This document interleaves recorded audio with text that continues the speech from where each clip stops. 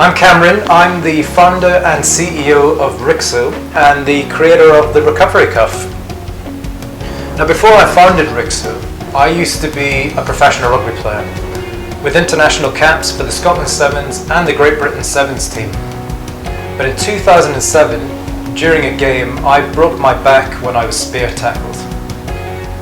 What this allowed me to do though was to go on and complete my 2 degrees. I have one in sports science and the other in physiotherapy. And for the last 9 years I've been working as a physiotherapist within hospitals in the UK, as well as private practice, with professional sports teams and with the military. Now, I've used my experience gained from my 20 years working as a professional athlete, having my injury, my 2 degrees, and my career working as a physiotherapist to create the Recovery Cuff. This is a first of its kind sport recovery and injury recovery cuff with an integrated gel built into it that allows the whole unit to be frozen or heated up, meaning there are applications for sports recovery and for injury management. Now, Riixo was founded in 2017, but you could probably say this story started back when I was at school. So the school I went to here in Edinburgh was massive on sport and big on rugby, which is great because I absolutely love rugby. In the summertime I also did athletics. I did the 100 and 200 metres and competed at the junior national age grade. My PB for the 100 was 10.8 seconds at the time, which was great because it translated well onto the rugby pitch. Because of my skills, I was picked up for the Scotland under-18s and then the Scotland under-19s at schoolboy level. I was approached by a number of professional clubs and I ended up signing with the Newcastle Falcons as part of their academy setup. During this time, I continued to play on with the Scotland under-21s and then finally gaining my caps for Scotland Sevens and Great Britain Sevens. So after breaking my back, it was a pretty dark time and it was a pretty uncertain time. I didn't really know what to do or where to go. I was 21 years old. My whole life and direction had been geared towards playing rugby. So I finished my first degree. Whilst I was still doing my rehab and my recovery, it took me about a year in and out of hospital to fully recover. I was fitted with a very large sort of metal cage structure, a big frame around my chest, which kept me in an upright position for about 9 months. After I did my rehab and had finished my degree, I then worked for a couple of years and I got my personal trainer's qualifications and I was working in a couple of gyms in Edinburgh, but I just knew, I think there was something inside of me that said this wasn't the direction that I was meant to go. So I ended up going back to university. I studied my second degree to become a physio and I've spent the last 9 years working as a physio.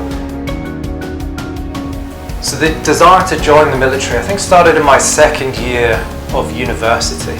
So I was part of the University Officers Training Corps.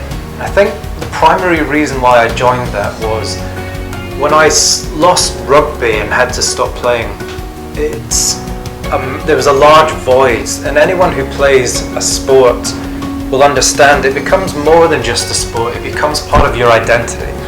It becomes part of who you are and what defines you and what your passion is. And I think that's what I was missing, and one of the big things I looked for in the military, which the OTC was filling, was that challenge, that camaraderie, that team mentality.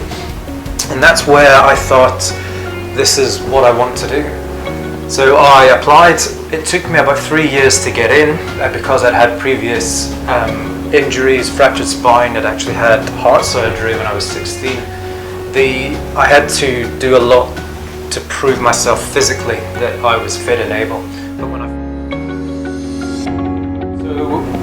I deployed with the United Nations out on peacekeeping operations in 2017. So we deployed as a field hospital unit, and our aim was to build a hospital, a tented hospital at the side of essentially what is a desert. And we were to provide medical cover for the 12,000 UN troops that were out there doing peacekeeping operations. So the setup I had was a small tented department, and we were seeing a lot of ankles, knees, elbows, the type of injuries you'd see on a sports pitch. However, in the desert in 50-degree heat, in a tent, trying to apply ice and compression to my patient's injuries during the acute stage was very difficult. So that's where I started doing some research into kit and equipment, and I either realized that it was there but it was slightly dated, or we didn't have the capacity to support it, and I started scribbling some ideas. And the main three principles that I wanted were: it didn't require to be plugged into an electricity source when it was in use, it didn't require ice, and it didn't require water. And that's where the idea and the concept came behind the Riixo recovery cuff. But the more research I did into products, I realized that a lot of the research sits at the top end, at the elite, at what the professional sports players have, at what the hospitals and institutions have, and there's that big disparity and that gap between what we can get our hands on, and it's the difference between a bag of frozen peas and a 7,000 pound piece of equipment.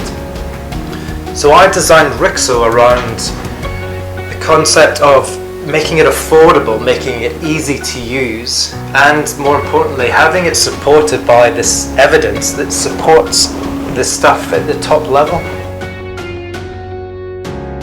So the Riixo recovery cuff is a seamless compression cuff with that integrated gel built into it, which means that the whole unit is frozen or heated up. There's no pockets, pouches, or straps on this, which means that because of the seamless design and that integration of the gel, it is a robust and long-lasting and solid design to the cuff.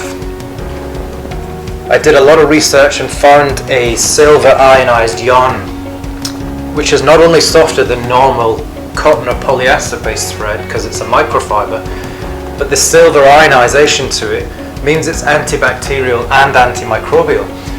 So you're not going to have bacteria or microorganisms growing within the cuff. Now the compression cuff, because it's this 3-in-1 design, that heat, ice and compression, it means it has a multiple range of uses. Now my personal mission and my goal behind Riixo is to make people better. So as a driving force behind Riixo, and what I'm trying to do is, it's very specific, it's very targeted. However, if you are sat there as an athlete and I say, I want to make you better, that means improving your performance.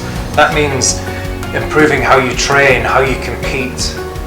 But if you're sat there and you're carrying an injury and I say I want to make you better, then that means reducing pain, returning from injury, getting back to what you were doing.